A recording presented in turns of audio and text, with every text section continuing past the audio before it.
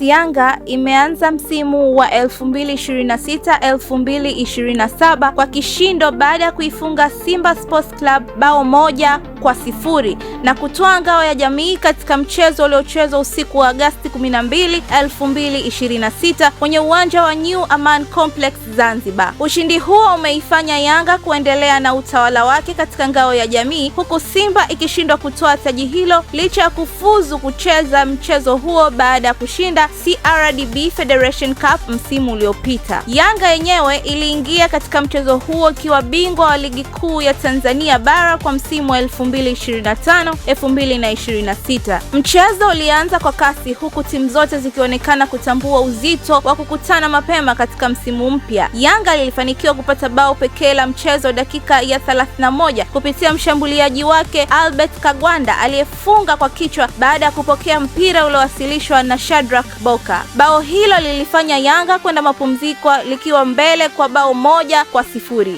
Kipindi cha pili, Simba ilijaribu kuongeza mashambulizi ili kusawazisha, lakini safu ya ulinzi ya Yanga iliendelea kuwa imara na kuhakikisha uongozi huo unalindwa hadi dakika ya mwisho. Matokeo hayo yanaifanya Yanga kuanza msimu ikiwa na taji mkononi na wakati huo huo kumpa kocha na kikosi chake morali kabla ya kuanza kwa safari ya kuitetea ubingwa wa ligi kuu. Mchezo wa jana haukuwa mara ya kwanza kwa Yanga na Simba kukutana katika ngao ya jamii. Kabla ya mchezo wa Agosti 12, 2026, timu hizo zilikuwa tayari zimekutana mara 7 katika mashindano hayo. Historia imeonyesha kuwa Yanga na Simba zimekuwa zikikutana mara kwa mara katika mchezo huu wa ufunguzi wa misimu. Miongoni mwa mikutano hiyo ni mwaka 2001, 2010, 2011, 2021, 2022, 2023 pamoja na 2025. Katika mchezo wa mwaka 2025, Yanga ilifunga Simba bao 1-0 katika uwanja wa Benjamin Mkapa, bao lilofungwa na Pacome Zouzoua.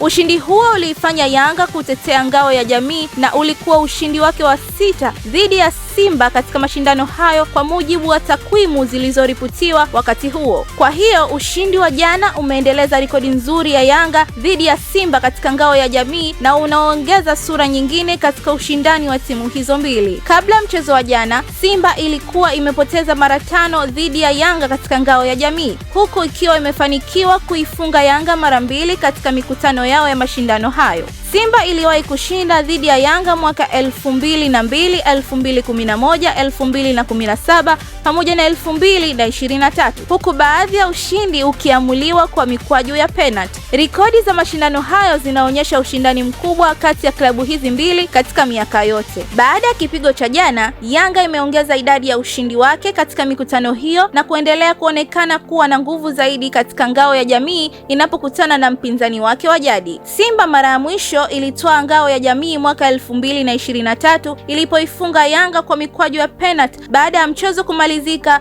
bao 0-0. Huo ndio ulikuwa ubingwa wake wa mwisho wa ngao ya jamii kabla ya Yanga kutoa taji hilo mwaka 2024 na kisha kulinda taji hilo mwaka 2025. Kwa maana hiyo, Simba ilikuwa ikitafuta kurejea kwenye kilele cha mashindano hayo baada ya takriban ya miaka 3, lakini baada yake imeanza msimu mpya kwa kipigo kutoka kwa wapinzani wake wakubwa. Ngao ya jamii hutumika kama mchezo wa ufunguzi wa misimu ya soka Tanzania bara, ikiwakutanisha mabingwa wa ligi kuu na washindi wa kombe la shirikisho. Mwaka huu Yanga iliingia kama bingwa wa ligi kuu wa msimu wa 2025-2026, wakati Simba ilifuzu baada ya kutoa CRDB Federation Cup. Kwa Yanga, ushindi huu una maana zaidi ya taji moja. Ni ujumbe kwamba timu hiyo haijaingia msimu mpya ikiwa na lengo la kushiriki tu, bali liliendelea na dhamira kutawala soka kwa ndani. Kwa Simba, kipigo hiki ni ishara ya mapema kwamba msimu wa 2026-2027 haukuwa mwepesi. Kikosi hicho sasa kililazimika kurekebisha mapungufu yaliyoonekana kwenye mchezo huo kabla ya kuingia kwenye mbio za ligi kuu. Baada ya kipigo hicho, msemaji wa Simba ajulikanaye kama Ahmed Ali alielezea kuwa timu ina wachezaji wenye uwezo, lakini bado inahitaji kuongeza kuongeza ubora na kujenga ushindani zaidi. Kauli hiyo imekuja wakati ambapo Simba inaanza msimu wake ikiwa na matarajio makubwa baada ya kufanikiwa kutoa CRDB Federation Cup, lakini ikikosa nafasi ya kujenga ngao ya jamii kwenye kabati lake baada ya kukutana na Yanga. Kwa upande mwingine, ushahidi huo umeipa Yanga nafasi ya kuanza msimu